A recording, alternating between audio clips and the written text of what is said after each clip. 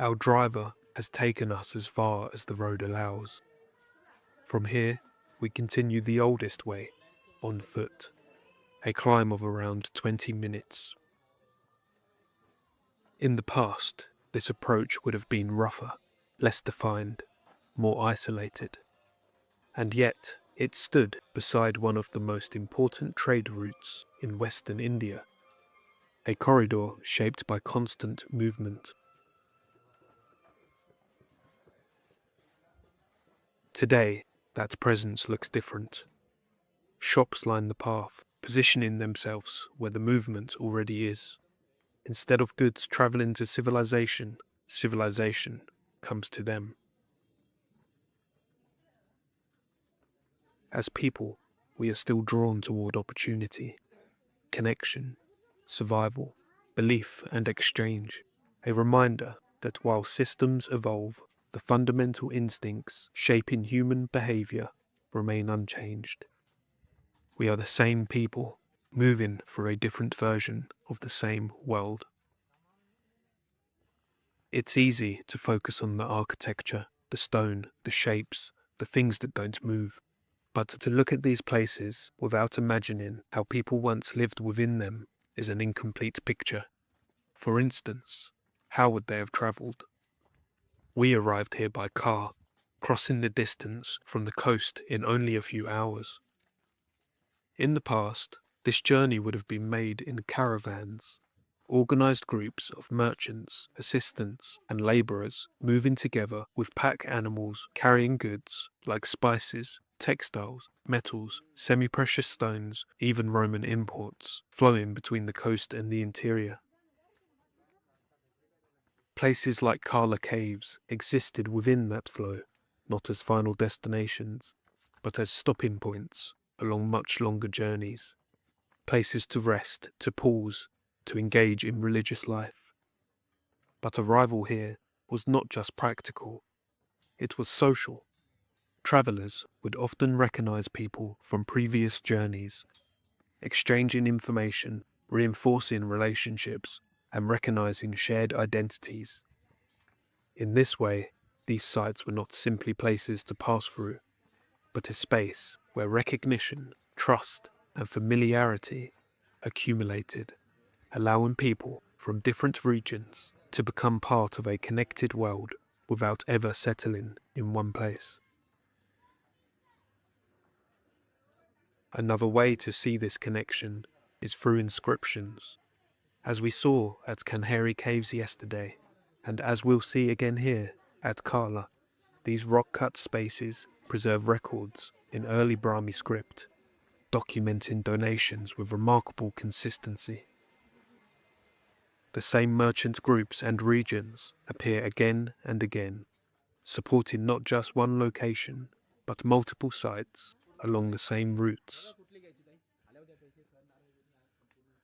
Having your name recorded at multiple major sites reinforced identity and reputation, placing individuals within a visible, shared landscape of movement and exchange. And most practically, supporting monasteries helped ensure access to shelter, water, and food alongside a network of familiar contacts. While many inscriptions recalled individuals, they were often closely tied to wider communities, especially professional groups known as guilds. In ancient India, a guild, known as a shreni, was an organized group of people who shared the same profession.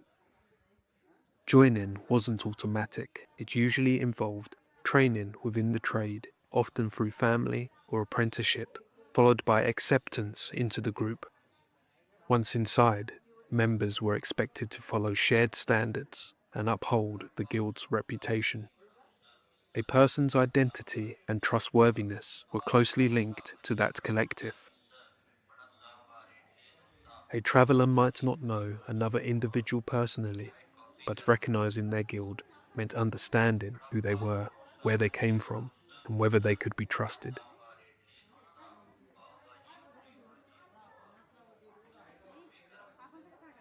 At Karla, some of the pillar inscriptions record donations by Yavanas. The term referred to Greeks, people connected to the Hellenistic world that spread east after Alexander the Great's campaigns. Yavanas were not simply foreign visitors. They were likely long-settled communities or individuals of Greek descent, fully integrated into Indian society. They used local languages, participated in regional trade networks, and contributed to Buddhist religious life alongside other donors. Which means the path we're walking now was not just local. It was part of a wider cosmopolitan world where people, goods, and ideas moved across regions, cultures, and identities, connecting Western India to a much larger world beyond. We've almost made it to the top. Let's imagine we are traders, arriving here after the climb. First we would pause, setting down goods, taking water, letting the movement of the journey slow. Around us, others would be doing the same, resting, speaking, preparing for what comes next. Then a different presence. Figures in robes would have moved through the space with quiet purpose. Monks, maintaining the site, continuing their routines, not separate from the world we've come from, but part of the same system, shaped by the same movement. And unlike us, many of them would have remained here, living in these spaces carved directly into the rock. As travellers, we would have been guests. We wouldn't have slept inside the caves themselves, but out here, on the open ground, close to our goods and animals. But before moving on, we would have turned to the religious space. The great Chaitya Hall, just ahead, the largest of its kind to survive in India. Not all of us would have been Buddhist. Participation didn't require it. It was part of the environment, a way of engaging with the people, the place, and the network we were moving through. Religious life here was not fixed or exclusive. It was fluid, overlapping, allowing travellers to take part as they passed through.